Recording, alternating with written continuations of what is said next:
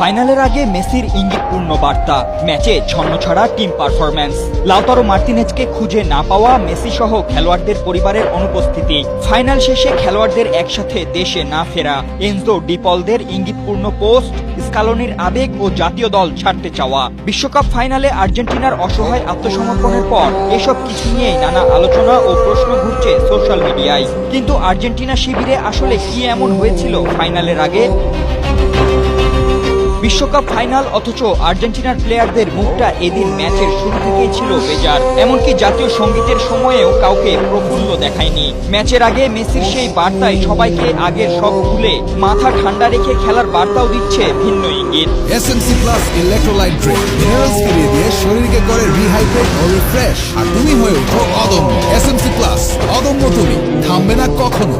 শুধুই কি তাই, পুরো আসর জুড়ে অন্যান্য ম্যাচে মেসি সহ একাধিক প্লেয়ারদের স্ত্রী ও পরিবারের বিভিন্ন সদস্যদের গ্যালারিতে দেখা গেলেও এদিন এত বড় একটা ম্যাচে তাদের কাউকেই মাঠে দেখা যায়নি। কিন্তু এর কারণ কি? স্পেনের বিপক্ষে ফাইনালে আর্জেন্টিনা যেন নিজেদের খেলা ভুলে গিয়েছিল। একের পর এক ভুল পাস, বল হারানো, শট নিতে না পারা, সেট পিসে দুর্বলতা, সবই ছিল স্পষ্ট।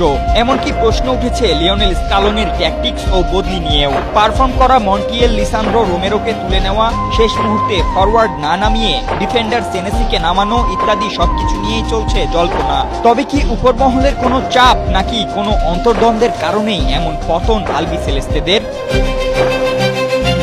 সামাজিক যোগাযোগ মাধ্যমে কারো কারো দাবি, ইংল্যান্ড ম্যাচ শেষে ফকল্যান্ড ইস্যুতে আর্জেন্টিনার সেই ব্যানার নিয়ে উদযাপনকে কেন্দ্র করে কিছু একটা ঘটেছে।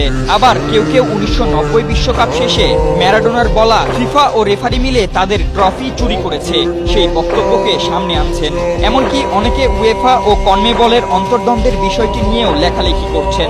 যদিও এসব নিয়ে কোনো কিছুই এখনো স্পষ্ট নয়, কিংবা দায়িত্বশীল কেউ এসব নিয়ে কোনো মন্তব্যও করেননি। তবে এনজো ফার্নান্দেজের ফলাফলের চেয়েও পেছনে অনেক বড় কিছু থাকা এবং ডিপলের আজ দেখছি কত মানুষ আমাদের এই পতনের অপেক্ষায় ছিল, এমন ইঙ্গিতপূর্ণ পোস্টে যে এক প্রকার রহস্য রয়েছে তা নিশ্চিতভাবেই বলা যায়।